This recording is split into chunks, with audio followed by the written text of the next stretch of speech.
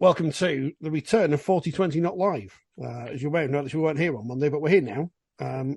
Origins just finished, Phil. And the excitement of a dead rubber and New South Wales won, and everyone goes, oh, that's exciting. That spoilt it for anybody who was listening to the podcast and recorded the game. But the amazing thing is, 75,000 people turned up for a game that we were told was dead and didn't matter. Now, what an astonishing concept that they've come up with here, that people will buy into it even though the result of that individual game doesn't matter. Again, we shouldn't necessarily just ape everything that they do, but clearly they've got something there. And yes, a very expansive New South Wales compared to the previous two games paid off for them. Great debut for young centre Bradman Best. And I would imagine that Brad Fittler probably will go into a meeting about his future in a lot more confident vein of form. But James Tedesco was fantastic, even though he was under huge criticism. And Coyington didn't really have any last tackle plays. But series ends 2-1 and people still love it. And did anyone talk after? I mean, I know we finished exactly bang on time. Did we see any people speak to the media after the game? Or are they still not talking? I don't know. I had to rush here to be with you rather than follow the post-match, but I'm sure we'll catch up on it. In the olden days, James, of course, they used to send English referees out to do Origin. Would you like to have done that in your career? Yeah, it would have been a fantastic experience. I think that I don't know who was the last referee to have done that, to be honest. I think it's not in my living memory, I don't think. Might be wrong. But it would have been a fantastic experience to go down under and referee one of those games. It's just something special, aren't they? We're going to have to talk about referees, unfortunately, again. Not because of referees, but because of people. But one thing that obviously has happened in Australia in the past, and they have different ways of refereeing things to us. They have two referees. We don't, or whatever. And the bunker checking every try, that's something we can't do here because we don't have a video referee at every game. But if we did, would you like that kind of... I don't know, does it take the pressure off the referee or add more that every decision involving a score is scrutinised? I like the review system that they have in the NRL now, where they award the try, and then and then it gets reviewed by the bunker automatically, and if they have concerns about it, it then gets referred from on field back to the bunker, albeit it's the bunker that's telling the referee to bring it back, send it upstairs, really. But I like that system. It seems to work well. Whether you could do that, I mean, it looks like the RFL are looking to move to all games on, some form of TV broadcast next year. But whether they can introduce a review system in that, it will all depend on the number of cameras that they have at each game. I suspect they probably won't be able to go to that system. But from a referee's point of view, having the facility to have your decision checked is always a good thing. And not just from a referee's point of view, from the game's point of view, the game doesn't want to see errors. And I think I wasn't really watching the Origin game intently. I sort of had it on in the background this morning, but I did see a couple of decisions that were awarded on field and then were reviewed and overturned. And without that system, or without a video referee, they would have been awarded as you could clearly see, and they would have been, had an impact on the outcome of that game potentially. And they did it very quickly as well. There was no dissent in the crowd or why are we waiting chance of 3 minutes. It went up. The referee quite understandably, particularly for one of them, which literally came off a fingertip, gave the try. And on review, it was clear that there had been a New South Wales touch and it needed to be disallowed. And again, no dissent. It worked perfectly.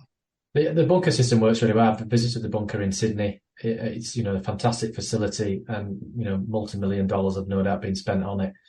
And the video referees can control their own replays. They've got access to every angle. They're in charge of what they look at and how they look at it and the speed at which they look at it, which I think speeds up the efficiency of the process. And in an ideal world, you'd move to that sort of system, and I guess that's what they have in with a VAR system in football. But we're talking about the level of investment that the sport wants to make into that. And whilst we saw in the World Cup, the introduction of the Captain's Challenge, that wasn't that smooth in my view, because it involves a broadcaster, and a broadcaster, no disrespect to BBC, that doesn't always broadcast games week in, week out, albeit they were using some directors from Sky. So the process becomes a little bit more clunky once you have that. And for me, it's about a spectacle for not only for people in the stadium, but people at home. It needs to be efficient. It might be easier to train match officials in basic vision mixing rather than train experienced and highly skilled television operatives in the rules and laws of rugby league and so on and so forth. Phil, you were at Salford on Sunday, and I've looked at the scoreline. Salford 14, Leeds 16, and it's been a long 30-year bugbear of mine, of course, that when Wakefield were knocked out of the Challenge Cup in 1993 to Bradford Northern, that Neil Summers put the ball nowhere near the try line, and Wakefield lost by 2 points. Now, it would be easy for me to, for the last 30 years, harbour a grudge against Bradford Northern and Robin Whitfield, a match official on that occasion. But really, Wakefield lost that game because Peter Benson missed a load of goal kicks, and we would have been through to the next round and probably lost to Wigan or whoever. What happened? I mean, obviously, Phil, for all the Salford fans who are watching or listening, you're completely biased. What happened on Sunday? Salford were in control of their own destiny, as most teams are in every game, and had some issues that they didn't resolve themselves. But we live in a blame culture, so obviously it was purely the referee's fault that they lost. The truth is that they scored 3 tries to 2. They had opportunities with goal kicking to win the game. The penalty that actually decided the game came from a dropout from Mark Sneyd sailing out on the full. I'm pretty sure, having watched the replay, that Aaron Moore didn't take that dropout. Now, while Salford fans highlighted on social media some of the issues that they felt aggrieved about, where they hadn't got the rub of the green, again, we are living in a culture where it has to be somebody's fault when something happens that we don't like. And what you tend not to do then is look at yourself and the kind of things that you could have done better. All 3 tries that Salford scored came from kicks. They dropped quite a lot of ball in the first half when they had the majority of the play. Individually, you can pick out as many issues as you want and say, clearly there were a couple where a kicker has kicked through, and it's that minimal split second. Did they get taken out after the ball had gone? Did somebody deliberately step across their line? Unless you've got the kind of footage that we get on Sky on a match day evening, a fan's camera from behind the post is not the same. There was clearly a feeling before the game kicked off that some of the Salford fans were going to be aggrieved, whatever happened, if they didn't win the game. They were quite an angry bunch, particularly in the main stand. And that's there to intimidate the match officials, and that's perfectly acceptable. But at some point, you've got to look at what you're not doing that could have influenced the outcome of the game. And that may sound to particularly fans of the team that lost that's soft soaping over the issue. I'm pretty sure as well that there were some 50-50 calls that went against Leeds. It wasn't that determined the outcome. Whilst ever that might be hard for Salford fans to hear. What I would say is that in Tim Laffey, they had by far the best player on the field. Leeds could not handle him. He was absolutely brilliant. It was a man of the match award that could have been given at half time. I'm not sure that the Salford players played off him enough, or the Salford halfbacks played to him enough. Certainly, Brodie Croft didn't look fully fit to me. Mark Sneyd wasn't fully fit, came off with a leg injury. Ryan Briley, who has been so influential this year, again, coming back from injury, didn't look at his absolute best, nor Andy Ackers. They all played very well, but not as crisply as they had been playing when Salford were dominant. So we can either talk about what happened on the field, deficiencies in both of the teams, the fact that Leeds hung in there, just about did enough to get a win in a manner that they perhaps haven't so much this year. Or we could talk about referees. I'd rather go down the route of the former, to be honest. I mean, now we're 3 days detached from this, it seems a long time ago. I mean, when we talk about Friday's games, it'd be even longer, of course. But that initial anger, and now, where was I on Sunday? I don't even know where I was on Sunday. Obviously, it wasn't at Salford. But that initial anger you just read, and you're kind of like, I think the first time I was alerted to it was the tweet saying Aaron Moore should be hanged, which, you know, he's slightly harsh. And the person who did that has been banned from Twitter, which is amusing in this current era. When supporters tagging the club and their chief executive, I think there's an onus there on, I keep saying every week, the club and those involved to actually put a stop to these things. But I feel like we're just asking this. We're going around in a circle over and over, James. Every week something seems to happen where everyone gets upset about it. And I think the best tweet I've seen this week was I can't remember who it was now, saying, you know, if you can't accept referees are going to make mistakes, then find something else to do on a weekend, because everyone makes mistakes. Referees, officials, broadcasters, everyone.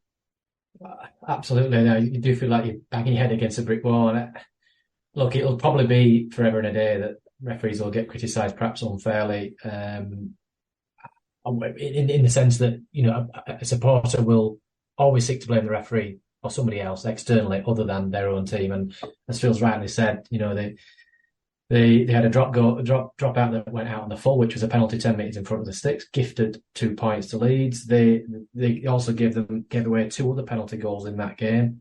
A sort of a no attempt to tackle on a kicker penalty that led to 2 points. And there was what was the other one? The Partington late hit, which led to another 2 points. There were 6 points that they in effect gave to Leeds, from which they kicked, penalty goals. So, you know, they have to look at their own discipline. 11-5 penalty count, but when you look at the breakdown of those penalties, you've got 6 for foul play. 1's a restart, which is a goal line dropout. 3 for offside, and 1 for a ball steal. I don't really know how the referee can not give those penalties. That's up to the team to not concede penalties, and the consequence of penalties, as we all know, can lead to points. So, you know, I'm not suggesting that the performance was perfect, and, you know, for me, there were a couple of errors. You know, that it should have been a penalty to Salford for the block when the 2 Leeds players came together. That probably was in kickable position, but, you know, there's other things that go into it. And yes, there was an escort on Briley, I think it was, and yes, he made a meal of it, but it still should have been a penalty. And again, that would have been in kickable distance. But to then point the finger solely at the referee is just not right. And, you know, I don't know how many times you can really sort of repeat the same message in that, yes, referees will make mistakes in the same way players will make mistakes, as we've proven, and coaches will make mistakes. Unfortunately, as you know, you hope as a referee that the mistakes you do make don't impact or have too much of an impact on the result, and it's up to the teams to try and avoid the referee coming into the equation. And it's up to referees to try and improve their performances. And that's really as simple as it gets. I mean, I did that same fixture a few years ago, and I had beer thrown at me as I left that field. Brian McDermott, the Leeds coach at the time, came on and sort of shook my hand, which probably inflamed the situation in front of the Salford fans. And he sort of apologised to me afterwards for he'd felt guilty for almost creating a situation which stalled me in my exit from the field, but shouldn't happen. And I think I said on Radio Leeds last week that it was at Salford again when they played Castleford. Yes, it was a Castleford fan, but a woman ran on the field during the game to protest at me. So, you know, I don't know. Referees are too easy to throw pot shots at. That's not to say they're perfect. That's not to say they don't make mistakes. That's not to say people can't criticise them, but criticise them, don't abuse them, and don't suggest that they cheat, because they simply don't.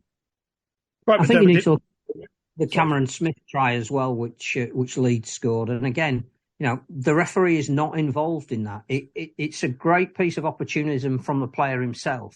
But you'd have to say that if you were a coach and you were looking at the defensive pattern, they didn't move up quick enough to try and hold him out. And that's had more destructive value in terms of the final score than the referee potentially missing something on one side, but also equally, again, he would say that, wouldn't he? But we haven't looked through all the incidents whereby perhaps Leeds had a 50-50 call go against them. And obviously Salford fans will say, oh, if a penalty counts 11-5, they didn't have anything go against them. But they probably did during the course of that game. If that's what you want to analyse, my argument would be that's not what the focus would be. And on the Monday morning, when Salford themselves were doing the review of their own performance, I would suspect that Paul Rowley would be talking about, why didn't we get across in cover a bit more? And when we had the ball in hand in the first half, when we were moving it quite nicely, uncharacteristically, we did drop quite a lot of ball. We didn't complete enough sets of 6. We didn't put pressure on Leeds for long enough to tire them out. Now, again, you can spend all of your social media time, if you want, clipping in areas where you think there's been an injustice. But as a coach, and I think as a player, you wouldn't look at that. You wouldn't be expected to look at that. You're not going to beat the team you play next week if you focus on the obvious outlet is the referee made some mistakes. And whilst ever that's hard for fans to to take into account when they look at the result on the league table, and I would say this, wouldn't I? But Aaron Moore's performance was not the reason why Salford lost. Well, I think Salford fans like us anyway, so it's okay. Well, maybe Gemma Carter does, I don't know, but probably not. Are Leeds back? I'm concerned, Phil, that Leeds are back now because, at that time of year where they go on and win the grand final, or at least get there. I think the dogged way they kept in a game that they could quite easily have lost and beat a team that are just above them on the league table without ever really getting into first gear in terms of their attacking capabilities. Admittedly, they were without Blake Austin, who's been so important to that in the previous couple of weeks. You can only string wins together at this time of the season to make yourself contenders. That's 3 in a row, all in a very different style. They've got another big game on Friday night home to Hull KR, who they've just gone above in the league. But again, that would put pressure on Salford. And if results were to go their way, they won and Salford lost, would leave them in the top 6 at the time of the season where, again, with virtually all the squad fit and consecutive victories under their belt, they do become a threat because they know how to win the big games. Even if all the personnel change. I'm sorry, everyone. I'm sorry. That's just how it is. The Pro Leeds podcast. When did that happen? If we were handing out awards right now for Club of the Year, and I know we're halfway into this, past halfway into the season, then the Club of the Year in Super League would be the Leigh Leopards, who have rebranded in a comical way. Granted, they haven't got a website yet, but they are second in the table. They're in the semi-finals of the Challenge Cup. I said to Edwin Pape at the start of the season in a comical way, almost all the pressure was taken off the players and the coach at the start of the season because of the rebrand. And, well, you can't say that now because they've won 12. They win again at Castleford at the weekend. They've got Salford this weekend. If all results went their way, they could go top of the table by the end of the week, which would be some story in 2023. Oh, it's astonishing. I mean, I think Adrian Lamb deserves an enormous amount of credit, not only for the way he's prepared his team, the tactics he's played, but the fact that the belief that he's had clearly going into the season has translated itself into the players. They've kept most of them fit. They play a lovely, attractive style of rugby. They've got some key players in the spine positions that are playing well every week, not least his son Lachlan, who again, if we were to give a man of steel 2/3 into the season, I reckon he'd be it. And he'd probably be fighting off John Asiata for the crown as well. No, it's an amazing success story because we haven't seen a promoted team perform as well as this ever in the summer era. And I don't think you need to look further than that. Off the field, clearly their pre-match entertainment has been brilliant. The buy-in. I think, it's harsh to use the word comical about their rebrand. I think we may have thought that in February and looked at, are you using the right logo when is it really a leopard? And is the shirt great, or, does it need revamping a little bit to get you? Forget all of that. The town has bought into it. The fans have bought into it. Nobody really is calling them Centurions anymore. They are leopards. And in that sense, the rebranding has worked. And again, I think you've got to take your hat off to Derek Beaumont, who again can be a figure of fun occasionally. Sometimes he perhaps tweets when he shouldn't, and maybe about things that he shouldn't. But all in all, I think his leadership and his financing has been almost impeccable this year for what they've been trying to achieve. And I wouldn't want to take anything away from what they've done. The problem they're going to have is if this success comes back and bites them, because 2 or 3 of their players, you can imagine, would be very sought after in the NRL, and then you've got to almost start this process again. But for where they are at the moment, team of the year without question. I'd just echo that. It's tremendous. I was looking at Twitter this week. I saw some interesting stats on promoted teams and what they have on and have done and what they haven't done. And one that stood out was that there's no promoted club that has won 15 games since Oldham in 1982-83, which is 83 was the year I was born. So it's such a long time ago. But they've won 12 games, so they're not far off that, and you'd expect them to get at least 15 games between now and the end of the season. So I think, historically that just proves it, doesn't it? As Phil said, they're certainly the best promoted team in the Super League era. Smart recruitment, and an owner who's obviously got the money to back up his mouth, which must be substantial, knowing Derek Beaumont's reputation.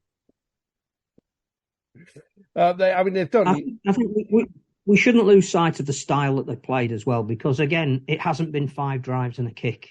They've played wonderfully entertaining rugby, scored a lot of tries. They like to move the ball.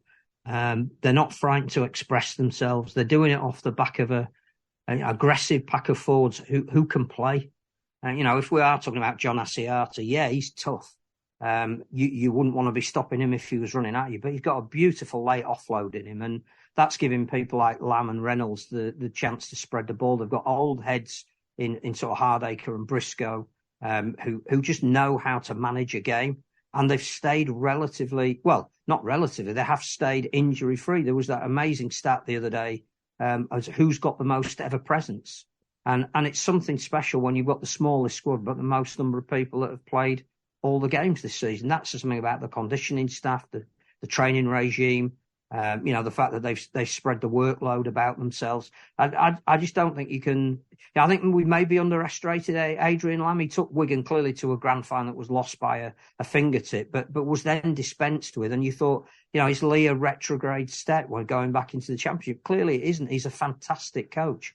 And again, wouldn't want to put any dampeners under the success that Lee have had so far this year. But you would be very surprised if teams in the NRL were not looking at him, bearing in mind he's still the assistant coach of Australia, who clearly don't play often enough. But he's still very highly thought of over there. And you would think, particularly if there was interest in his son, and I'm not saying this because I wish him to leave, either of them to leave Lee. We want the best talent over in our competition, but you'd be very surprised if certain clubs weren't looking at him as a potential assistant coach, his son as a leading player. But forget all about that. Enjoy the season. I tell you what, the semi-finals coming up are almost impossible to predict. And even though St Helens are favourites in terms of the bookies for the Challenge Cup, that is a semi-final where Lee have got absolutely nothing to lose.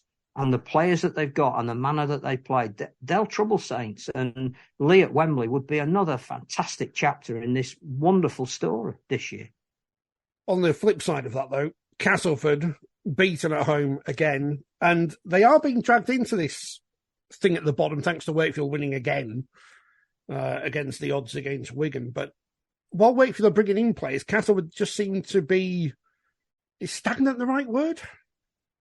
Yeah, that's how it appears, from the outside looking in. I think Wakefield's upturn has been contributed by some mid-season signings, hasn't it? And when you look at Castleford, I'm not sure really who they've signed, if any.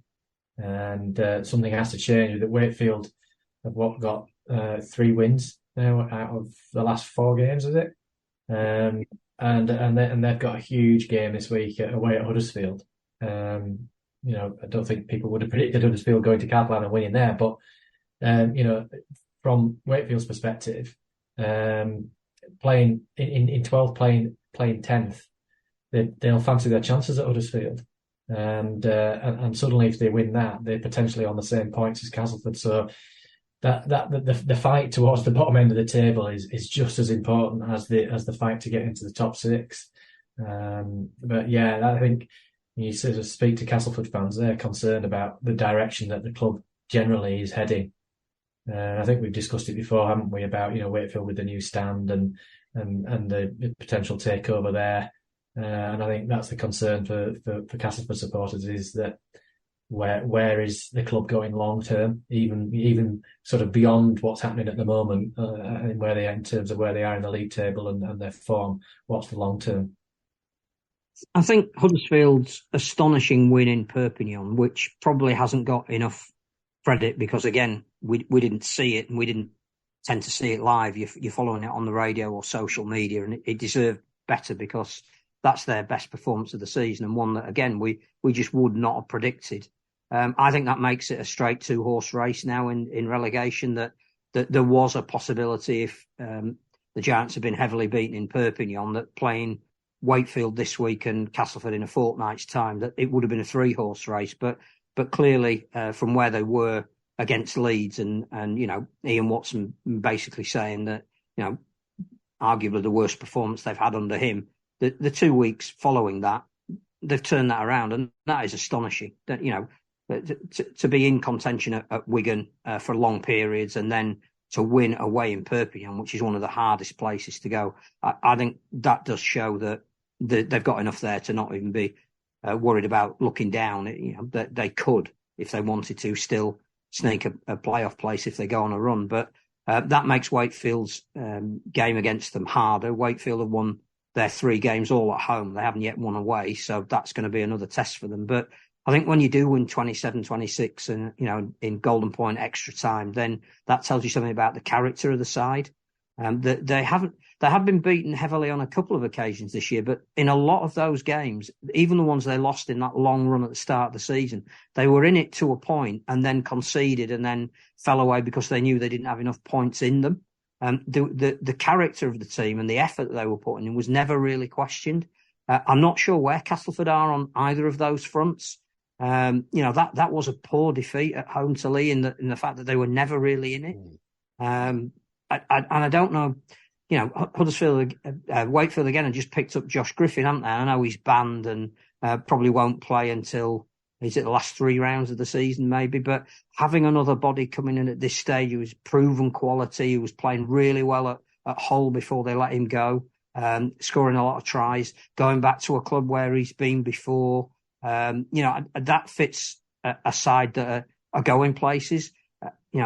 Castleford at the moment being linked with a couple of PNG props. And again, I don't know how quickly they would get them over here. I don't know how quickly they'd get up to speed to play at Super League level. But I'm not sure that coming in at this late stage in the season, that's going to make a huge amount of difference to them.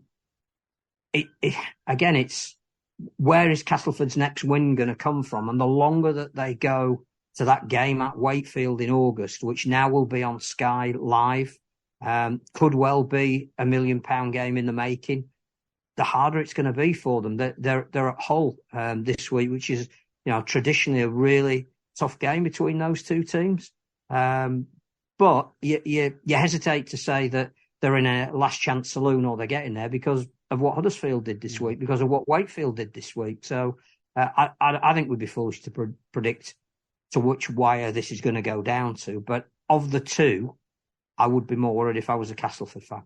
Yeah, Wakefield lose on Friday and Castleford win on Saturday, and everything, the whole picture changes again. The worry I have about these players that Castle signing from PNG is I'm sure I've read these headlines for at least a month, 2 months, and nothing seems to be happening with them. Whereas Wakefield seems to, Josh Griffin's coming. He signed now. Hull have released him, now he's signed up. Obviously, he should have that 7-game ban rescinded now he's moved clubs. Obviously, that's very much my opinion. The prolific Tom Lynham again with a try for Wakefield. And Will Dagger, who, many, when the initial deal was made with the swap for Corey Hall, thought, oh no, we're getting the rough end of the deal here. But here's how these things work. It's like when Paul McShane went to Cass and Wakefield got, what's his name? Scott Moore. And we all know what happened from there. Hull FC win the derby against Hull Kingston Rovers, 16 points to 6. Hull FC are back now, in front of a crowd of not applicable, but it looked full. Interesting game. Hull KR going into these semi-finals. I know they've got the game this week against Leeds, obviously, but then the semi-final against Wigan at Headingley again. They're low on bodies now. They've had the problem that Lee haven't had. That they are running short on men to put out on the field. Yeah, I think we spoke about that before on the injuries at Hull KR. I was actually surprised how well they stuck in that game. It was a bit of a tough watch, the whole derby, but ultimately it was a close contest. I think there were two teams that played particularly well, and they seem to lack a little bit of creativity, missing Jordan Abdul in the half, certainly. But it was a good defensive performance generally, and but away at Wigan, it would be a neutral venue, obviously, but in terms of the semi-final in a couple of weeks' time to play Wigan, they're going to have to improve a little bit on that whole derby performance. I would suggest that. Yeah, I'm not really sure what the answer is there for Hull KR. They seem to have kind of lost their way a little bit over the last few weeks. Albeit, as I say, I didn't think it was a disastrous performance in the whole derby by any stretch of the imagination, but they just seem to lack a little bit of creativity. I think that derby result showed how far Hull have come. That obviously Good Friday they were absolutely trounced, and put in the kind of performance again that I think would really please the coaching staff. That again, not flash, not many opportunities. Take what you've got, go to a hostile environment, and come away with the points. Tony Smith won't dwell on it being a derby, but I think he'd be very satisfied with the fact that that was really solid and the kind of performance that they wouldn't have put in maybe 6-7 weeks ago. So a good win for Hull. I think Rovers seem to think that Brad Schneider will help them. They brought him in from Canberra, halfback, 23 years old. They're going to throw him in this week against Leeds, and I think they would hope that will give him sufficient game time and awareness of what Super League's about to play in that semi-final. Because they were shorn of creativity. They do need that, and clubs are sort of working out how to play with the Jeslett and Matt Parcell duality, because they can't both really play at hooker. One of them's been sort of playing in the halves, and that's changed the dynamic a little bit. But I do think that there is enough strike at Rovers to get out of this, and their pack is very hard working. They've got James Batchelor back this week as well, who when he was injured at Magic Weekend was in terrific form. So that's a great lead. So it is good for the semi-final. It's going to be down to bodies, but they'll want some kind of a performance at Leeds going into that game. They won't want to be doing it, trying to conjure up something that they haven't done for the last 3 or 4 weeks. And I think again, something Willie Peters has said in the lead up to this week's game is they've gone away from who they are, because I think he's got a way that he wants them to not only play but be perceived. If they can get that back over the next fortnight, they will be a threat to Wigan, but they just need the right number of bodies back who can turn a game. No, I assume, because I was working in Leeds on Friday night, so I missed the Wakefield drama. I was watching on Twitter. That Darryl Powell did his press conference before I got home. But another win for St Helens, another defeat for Warrington, and Saints now third in the table.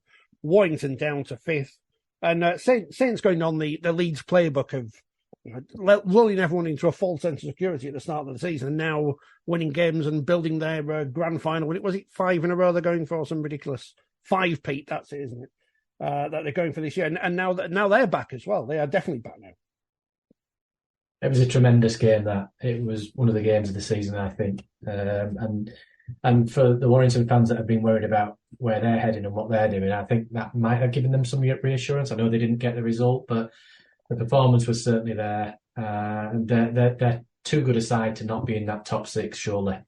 Based on that performance, they've just got to be consistent now with that. But I thought the game kind of had everything really, including a little bit of controversy around a couple of passes, albeit I didn't think it was either were that forward, and it shows the influence that Sky commentary can have on public perception, because there wasn't much conversation about the the dog try in the second half, but there was far more conversation about the one in the first half.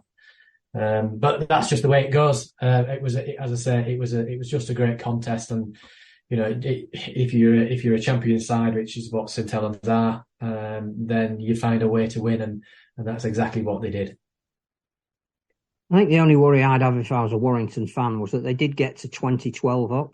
And again, if they are going to seriously contend on the grand final front, which they're desperate for, they're going to be coming up against situations like that in the playoffs, where once you're ahead, you've got to find a way of closing the game down. Clearly, throw George Williams into what they did last week, and there is a possibility they would have won that game.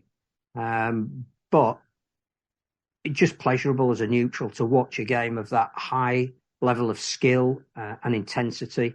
And whatever we say about whether there was a slight forward pass or not, there were a couple of tries in that game that were of the highest quality, and that other sports would have been lauding, going from end to end and rippling through numerous pairs of hands. The Matt Duffy try for Warrington must be one of the contenders for try of the season. Absolutely brilliant. And I think, again, there was almost a slightly hushed atmosphere at the beginning because the Warrington fans didn't really know what to expect. But it didn't take long for them to really get into it. And it was just another example. Those two teams tend to produce wonderfully attacking spectacles. And at a time of the year where there isn't a lot of other live sport in terms of ongoing weekly competition, clearly we've got some big events at the moment that are one-offs, like the Test match and Wimbledon, and the Open Golf's about to start. But in terms of a rolling narrative, to watch Warrington last Thursday and then the following week, and the difference in the way they played without a massive change in personnel, we've got so much to be grateful of at the moment, and a competition that really we should be lauding rather than worrying about whether a pass was for or not. Again, Warrington had enough opportunities, particularly when they were ahead, to win that game, rather than look back at whether or not one of the tries scored against them was from a forward pass that actually they'd already overcome during that game. You need IMG to grade referees, and you get 0.001 for every forward pass taken. I don't know. That was all Super League. That was all Super League. There was no massive... Well, there was controversy. We'd spoken about it at the start, but nothing else. So that was good. Before we get on to the Championship, well done Canberra Raiders, who managed to do a viral thing. I don't know if they won their game or not, but a shame, as I predicted what the tweet of the week went for in the paper, because he's an odious... I was going to say a word I can't say then, but yeah. But yeah, well done to Canberra. And if you took it in the wrong spirit, then you're an idiot. In the Championship, what a win for Batley. 42-0 over Halifax Panthers. Well done to our man, Craig Lingard. He's on the front of the magazine, Phil. Have you got the magazine in front of you? It's out this week. Oh, is that at the bottom? Just seeing there. Featherstone beat Swinton 52-6. Not so good news for Martin Kellner. York went to the game as well. I said, of all the games to choose to go to, why on earth did you choose that one? It's because he lived down the road. But regretted it. Keighley 10, York 50. Big win in the Andrew Henderson derby. York, and this shows you how tight it is, doesn't it? At the bottom of the Championship, York have gone from, and they're not, I'm not saying they're safe or anything, but they've gone from, was it fourth bottom to just a couple of wins outside the playoffs now, which it's a ridiculously tight division. I think it shows that they had a number of injuries earlier on in the year, didn't they? And they've got some key players back, and that they're turning their fortunes around. But I noticed Keighley have got a new coach this week, Matt Foster. He must have hopped it on a plane from Queensland, from the Gold Coast, was it? Burley Bears, I think, where he was sort of involved in coaching, and a bit of a Cougars legend. So I think he's sort of coming in to hopefully try and ensure that they maintain their championship status this year. I guess the issue for him, and he may well be a very, very good coach, is that clearly he's not coached in the Championship and he won't know the group of players that he's got. That's a hell of an ask for somebody coming in from halfway around the world. And again, almost tainted with those words, Cougar legend, like turn up and turn the fortunes around it. If only it was as simple as that. Otherwise, every club would be coached by a former legend. I mean, there were a couple of results that really stood out in the Championship. One of them was that York result, which I think throws Keighley really into the relegation mix? Because when you lose at home by that margin, that would be a concern. I think the other one is London, who've almost gone under. Well, there's another two on the back of that because obviously there was a game on Monday. But let's take London first. I know they've signed Dean Farray and they've signed Corey Norman, and that's gesture of intent in that division, if ever you wanted to make one. But you looked at a win against Toulouse with Ollie Leyland, the key player. Who's one of the youngsters that they brought through from Kent, where the game was played at Ebbsfleet. They are, again, I think more than perhaps even looking at a playoff spot, which they're not far off. Now, they're now playing Halifax, who are in a huge lull at the moment in the 1895 semi-final. London at Wembley is an intriguing prospect and what that would mean for the game in the capital. And that's not to say they're going to win that game, because clearly Simon Griggs is a very good coach, but he would have been concerned at the manner of the defeat at Batley. 42-0 is a huge whooping for a team that themselves are still in the sixth. And the other result was Widnes, who again have been through a huge amount of turmoil, changing John Keir, losing some of their players against the Bradford side that seemed resurgent, beating them on Monday night on the Viacom transmission, which apparently buffered for quite a lot of the time. And whilst I have no idea what that actually means, didn't sound very good. But again, what a result. You go from the depths of despair and Widnes are going to be pulled into the relegation battle to now thinking, Widnes could nick that playoff spot if Halifax's form continues. So, yeah, like we say, the no form line in Super League, there isn't in the Championship. And you look at Newcastle again, who've thrown themselves a lifeline with a win against Whitehaven. Sheffield beat Barrow 36-18. Obviously, the concerning missives coming out of Whitehaven now asking for fans to donate money. As mentioned last week, these are difficult times for everyone, whether you're a professional sports club or just the regular Joe or Josephine on the street. So is it a surprise that a club who are at that bottom end of the Championship, obviously don't have wealthy backers, are struggling? And I guess the answer to that question is, well, not really, no. It's how do you manage expectations of supporters who obviously want to be as high as possible, but also not bankrupt yourself at the same time? And that's the difficult thing for club owners from the top of Super League to the bottom of League One.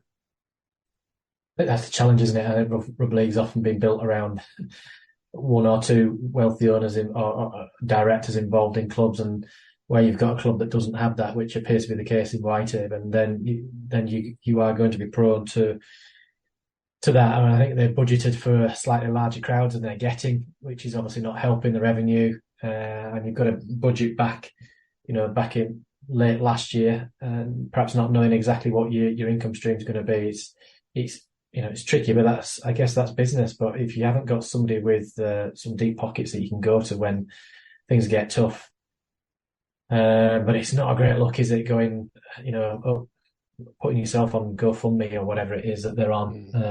It's a really poor look for a semi-professional competition, a semi-professional club, really. If only London Irish had done. And let's not go there. But does it also say something about the dearth of talent in Cumbria at the moment, which we know is a hotbed and we want to keep going? And maybe not dearth of talent in terms of there's some really good quality players playing in the community competition, but that they don't want to transfer into the semi-professional ranks. And where was before, Workington, Whitehaven, I don't know if we do include Barrow because it's perennial debate about whether that's in Cumbria or not. But certainly those two clubs, the traditional ones, they don't seem to have that ready supply of young players coming through who are match ready to play at Championship level. And it might be to do with the fact that we've heard it before that, a lot of these players have got very good jobs at people like BNFL. And they don't want to necessarily just give up their social side of playing rugby to reduce their time at work and suffer potential injury and play in a part-time basis. I just wonder whether that's something that is specific to Cumbria at the moment, because there doesn't seem to be that same level of player recruitment. And whilst it's great that the figures that were brought out with the RFL accounts indicated there were 6% more people playing in the community game, I just don't know whether that is the case up in Cumbria at the moment. It's a long time really since Whitehaven or Workington were pushing the top end of the championship table, isn't it? Workington have sort of yo-yoed a little bit in and out of the championship, and Whitehaven have probably been mid-table towards the bottom end of the championship and themselves been, I think, in League One. So, yeah, and I mean, people talk about whether there should be a Super League team in Cumbria. I think you made the point there, Phil, isn't it? In terms of local talent, you're going to have to pay people enough to leave their good jobs at BNFL to become a full-time professional athlete, never mind a part-time player. But it's a shame because, as you say, the community game up there is strong. And, you know, the game doesn't really want to see one of its clubs go to the wall. We ask these questions so often and for so long that maybe there just isn't an answer to the Cumbrian question. Maybe there just isn't an answer. It's not as simple as saying, let's put a team in Super League there because of the historical rivalries between the two sides, unless there is a real will between those two clubs to want to do it, and how you do it, and if you keep the other two clubs in League One or whatever. And it's one of those. And is the stadia there for in the area that would be at Super League standard, which is not a thing anymore? You know what I mean? It's all these little things that add up. Yeah, does anyone have the answer anymore? Yeah, I think IMG have the answer, and I know it doesn't suit all people, and I know that clearly. There are some vociferous people who are against the fact that you're trying to manufacture what competitive sport might look like. But the truth is you also have to play to what you've got and not what you think you have or what you used to have. And it may well be that bringing out these grading criteria, which I know we've all spent hours poring over now that they're publicly available. I know I've been doing nothing else most evenings. My word, they're complicated, which is great because, you know, it's transparent. You get to see them. But for the clubs themselves, they now need to take the kind of decisions that you were just talking about. If Cumbria is serious about having a Super League presence, they now have a route that tells them what they've got to do to get to that. Now, whether they want to talk to each other about doing it together, whether one of them thinks they're strong enough to do it apart, what they've got is the template. And if we do stick to it and it is rigidly enforced and people get away from the fact that it's all about whether you've got an electronic sign hoarding and how many Twitter followers you've got, which it isn't. That is a very small part of a very big project. And it's ironic as well as we make the point in the magazine, because we're looking at whether this has been the closest season ever, particularly at Super League level. The fact is we should be looking at what's happening on the field at the moment, and we've now got a big document telling us what needs to happen off the field. And there's a certain irony about that. But what it does for places like Cumbria, it says, you want to be at this level, that's what you got to do. You go away and tell us how you're going to do it. There's quite an interesting point made by Carl Hall in his feature on League One about how Doncaster are going about looking at it, and they're not querying the fact that those standards and conditions are now there. They're looking at how they make the best of it, and I guess that's what every club should be doing. It's all, yeah. I mean, I'm already sick of reading people saying, "Well, this club has got this many points, and they're going to be in the Super League, and this team's not." And it's like, you don't know. No one knows. The only people who know are the people who are actually going to be doing it at IMG. And I assume it's not just some people just making things up from the internet. But, well, I mean, you never know. It could be.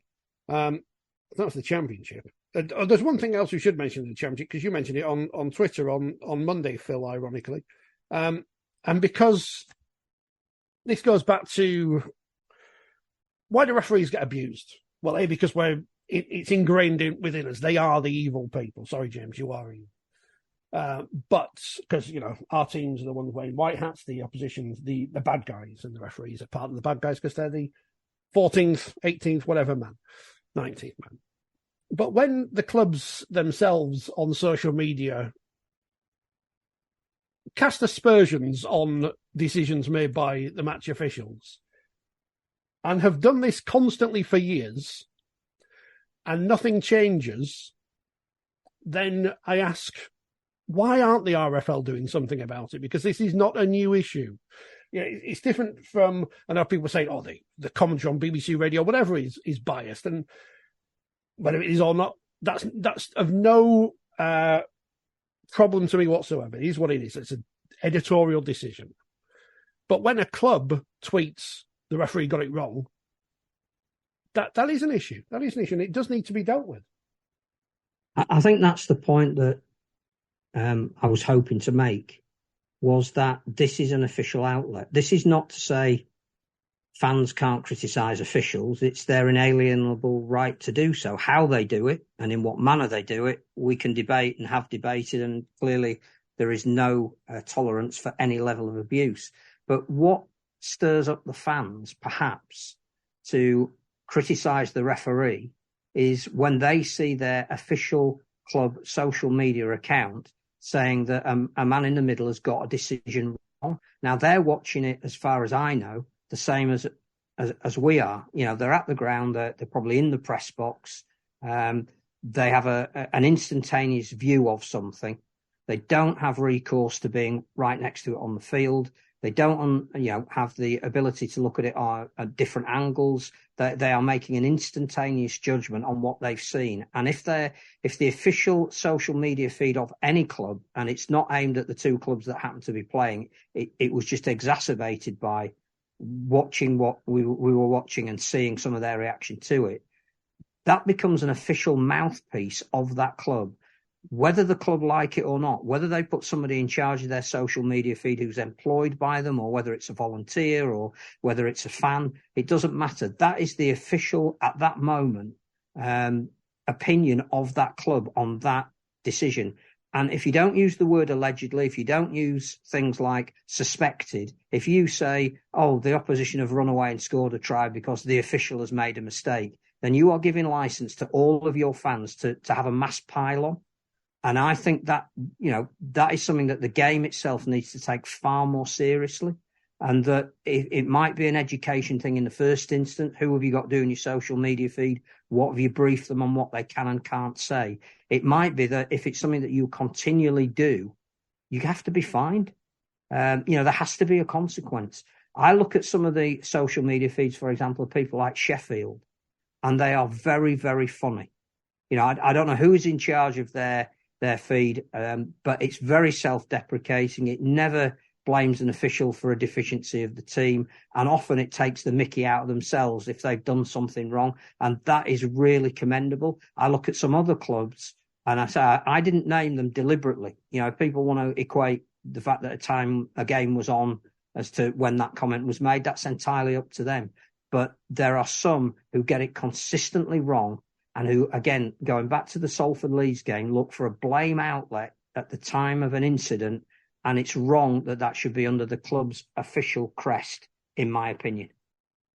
I'm presuming the Sheffield social media is not run by Mark Aston, because he's famous for criticising referees. But you're absolutely right. It does open the floodgates. And, I would have thought it should be in the operational rules somewhere. So that might be a task for you, Richard, for the next week. Some bedtime reading again. I've got to do some hoovering. I'm in trouble. I mean, fair play to Wakefield. When I worked there, they didn't give me the password to Twitter, so I couldn't get in trouble. So that was good. That's the Championship. League One. Cornwall have done the double over London Scholars. 30 points to 14. Midlands. They're a team who seem to do well in the first half and then drop off in the second, which is I'm not criticising them for that, because obviously they did that against Hunslet, who were second in the table, 18-all at half time. 54-22 at full time. They do appear to be a team who are growing, and apparently a decent crowd in Derby as well. So another new venue for the sport. Oldham beat North Wales 37-24, and Workington 40 points to 12 winners over Rochdale, who are currently remain the worst of the traditional sides in the sport, unfortunately, for the old Hornets. But there you go. League One, Dewsbury having the week off.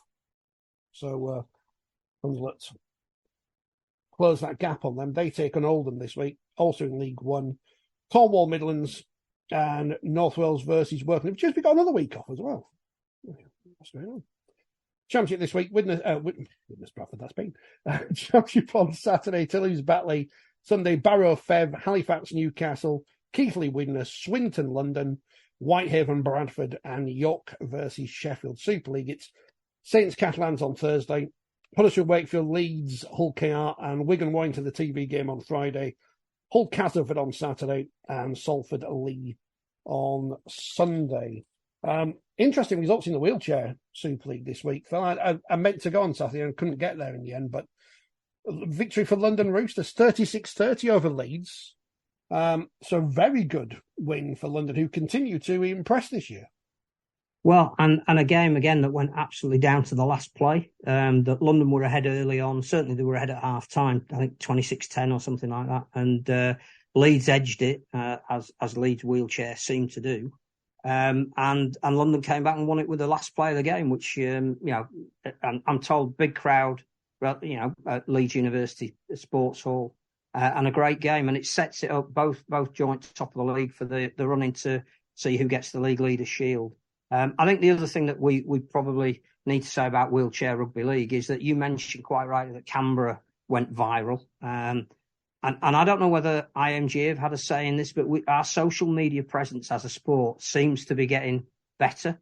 We seem to be able to get the right clips on to make the widest impact, and to see the three people at Wimbledon being shown to the crowd, and alongside some real, not that they're not, but nationwide sporting treasures, was fantastic. And who advised Tom Halliwell that he needed to wear a three-piece suit? It looked so dapper with his cup of tea and the Royal Box at Wimbledon.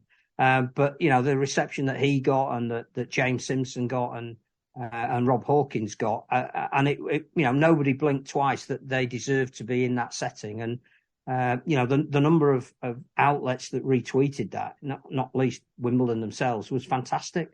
And clearly that wasn't the reason why Leeds lost their wheelchair game, because Tom was down in London, and so was their coach. Brilliant for the sport that we had that result, and it keeps it open. But perhaps even more meritorious for the sport was that those guys decided that they shouldn't play in that game. They should go and represent it at the highest possible level, and they got the feedback that it deserved, and looked like they had a damn good time as well. And they got better seats than Sir Anthony McCoy and Sir Steve Redgrave. And Rob Hawkins is coming on later this week, so we'll ask him about it. I don't know if he's a tennis fan or not, but you're one of these freeloaders who turns up at Wimbledon like all the other celebrities. But, it was an amazing, was it, when you saw it and you think, and I know everyone's normal, but they're in there with these really famous worldwide sports people, and there they are. Them people, we know them people, we've seen them. It was great, and Rob obviously didn't need to play for Halifax because they won 56-22 over Warrington. Although when I initially saw the result, he said that Warrington had won, so I don't know what happened there, but when I've checked back, they didn't win. And Wigan beat Hull on Sunday in the other game in the wheelchair Super League. Challenge Cup this week in Hull. So if you are around on, I think Saturday afternoon, head down to Hull, and we'll ask Rob more about that later. Elsewhere in the Women's Super League, York 48, Huddersfield 8. York resting some players because they've got a couple of big games coming up. St Helens won 60 points to 6 over Warrington. Leeds beating Wigan 52-0. The return of Kathleen Booth came back last week, didn't she? Or was she back this week? Anyway, she's back anyway.